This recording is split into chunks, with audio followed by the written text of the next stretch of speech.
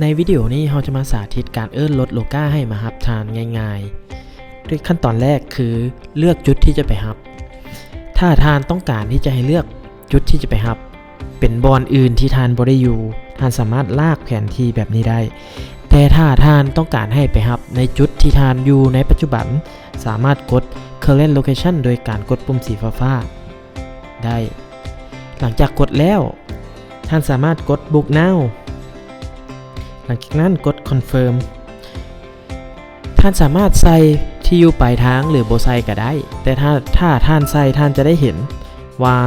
จะมีการคำนวณราคาให้คร่าว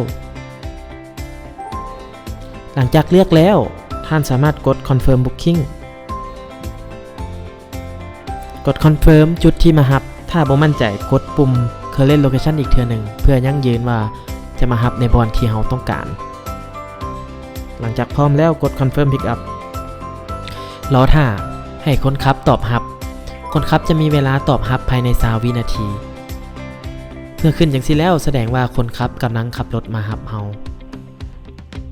ท่านสามารถติดตามหาคนขับติดตามการเดินทางของคนขับได้ด้วยการซูมเบิ่ง